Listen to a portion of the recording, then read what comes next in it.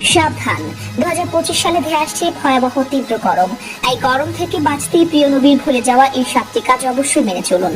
তীব্র তাপপ্রবাহে জনজীবন অতিষ্ঠ, নাজেহাল হয়ে পড়েছে নাগরিক সমাজ। অতি তাপের কারণে হিট স্ট্রোক, জ্বর, সর্দি, ডায়রিয়া সহ বিভিন্ন রোগবালাই আক্রান্ত হচ্ছে শিশু ও বৃদ্ধ মানুষজন। গরম আসলে কোথা থেকে আসে? মহানবী সাল্লাল্লাহু আলাইহি ওয়াসাল্লাম এই বিষয়ে কি বলেছেন?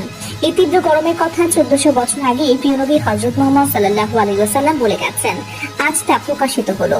শুধু তাই নয়, বিজ্ঞানীরা পৃথিবীতে এলিয়েনের সন্ধান পেয়েছে। তারা মনে করেন এই তীব্র গরমের সাথে ভিন গ্রহের এলিয়েনের সম্পর্ক রয়েছে। কতটুকু সত্যতা রয়েছে তা জানানোর চেষ্টা করব। এটি গরম নয়, এটি আল্লাহর দেয়া আযাব। তাই এই গরম থেকে বাঁচতে প্রিয় নবীর বলে যাওয়া 7টি কাজ করলে আপনি বাঁচতে পারবেন এই তীব্র গরম থেকে। মুসলিম বা তার উম্মত হয়ে আমাদের উচিত তার দেখানো নির্দেশিত কাজগুলো করা।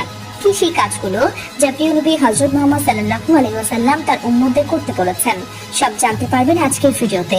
শুধু তাই নয়, 1400 বছর আগে বলে যাওয়া গরমের সাথে ভিন গ্রহের প্রাণীর কি সম্পর্ক, সবকিছু নিয়ে আমাদের আজকের আয়োজন। ভিডিওটি শেয়ার করে সকলকে আযাব থেকে বাঁচতে সাহায্য করুন। গরম আসলে কোথা থেকে আসে? মহানবী সাল্লাল্লাহু আলাইহি ওয়াসাল্লাম এ বিষয়ে কি বলেছেন? মহানবী সাল্লাল্লাহু আলাইহি ওয়াসাল্লাম হাদিসে ইরশাদ করেন, গরমের তীব্রতা জাহান্নামের উত্তাপের অংশ। সহিহ বুখারী 536। অন্য হাদিসে রাসূলুল্লাহ সাল্লাল্লাহু আলাইহি ওয়াসাল্লাম বর্ণনা করেন, জাহান্নাম তার রবের কাছে অভিযোগ করে বলে, হে রব, আমার এক অংশ অন্য অংশকে খেয়ে ফেলেছে।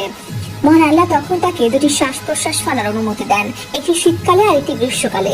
কাজেই তোমরা গরমের তীব্রতা এবং শীতের তীব্রতা পেয়ে থাকো। গরম থেকে বাঁচতে নবীর দেওয়া 7টি উপদেশ হলো: 1. তীব্র গরমে জোহরের নামাজ দেরি করে আদায় করা। 2. বেশি বেশি ইস্তেগফার করা। 3.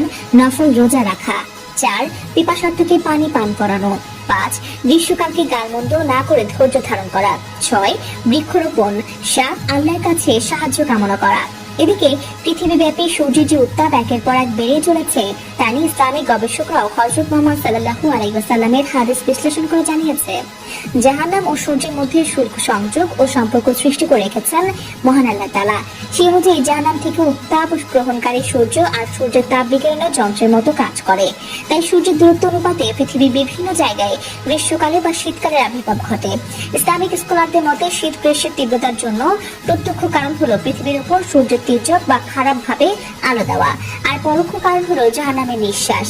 আর এই জাহান্নামের নিঃশ্বাসের কথা আজ থেকে 1450 বছর আগে মহানবী হযরত মুহাম্মদ সাল্লাল্লাহু আলাইহি ওয়াসাল্লাম পৃথিবীবাসীকে জানিয়ে দিয়েছিলেন।